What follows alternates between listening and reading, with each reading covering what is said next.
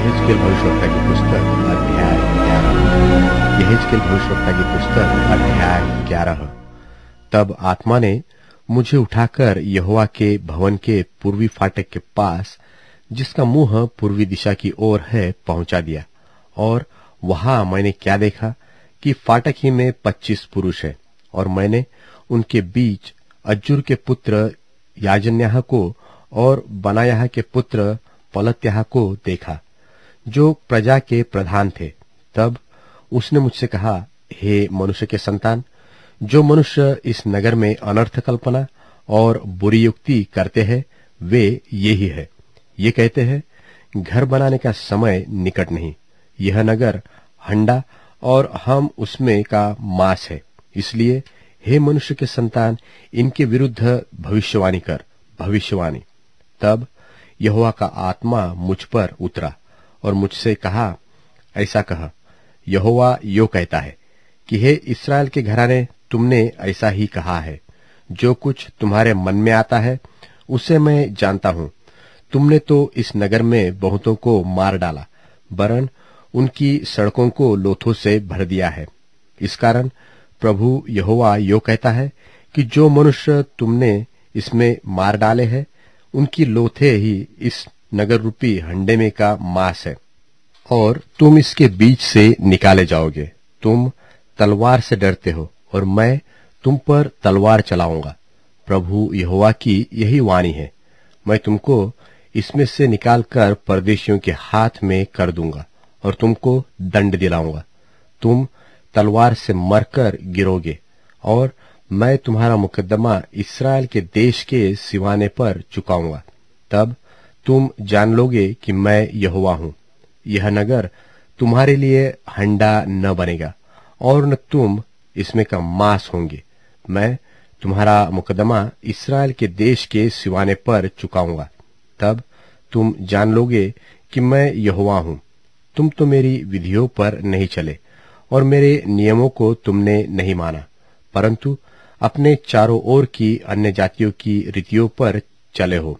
मैं इस प्रकार की भविष्यवाणी कर रहा था कि बनायाह का पुत्र पलत्याह मर गया। तब मैं मुंह के बल गिरकर ऊंचे शब्द से चिल्ला उठा और कहा, हाय प्रभु यहोवा, क्या तू इस्राएल के बचे हुओं का सत्यानाश कर डालेगा? तब यहोवा का यह वचन मेरे पास पहुंचा, हे मनुष्य के संतान, यरूशलेम के निवासियों ने तेरे निकट भाइयों से, वरन इस्राएल के सारे घराने से भी कहा है कि तुम यहोवा के पास से दूर हो जाओ। यह देश हमारे ही अधिकार में दिया गया है।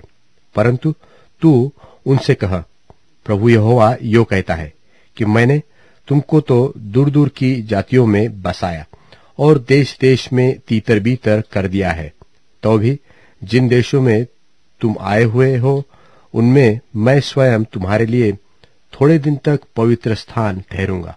इसलिए उसने कहा, प्रभु यहोवा यो कहता है कि मैं उनको जाति जाति के लोगों के बीच से बटोरूंगा, और जिन देशों में तुम तीतर बीतर किए गए हो, उनमें से तुमको इकट्ठा करूंगा और तुम्हें इस्राएल की भूमि दूंगा।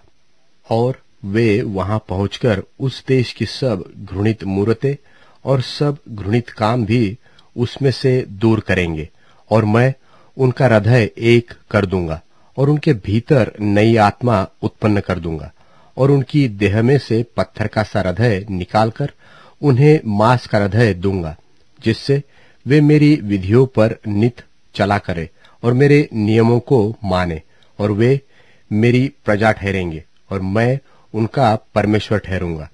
परंतु वे लोग जो अपनी घृणित मूर्तों और घृणित कामों में मन लगाकर चलते रहते हैं, उनको मैं ऐसा करूंगा कि उनकी चाल उन्हीं के सिर पर पड़ेगी। प्रभु यहोवा की यही वाणी है। इस पर करूबों ने अपने पंख उठाए और पहिए उनके संग संग चले, और इस्राएल के परमेश्वर का तेज उनके ऊपर था। तब यहोवा का तेज नगर के बीच में से उठकर उस पर्वत पर ठहर गया जो नगर की पूर्व की ओर है।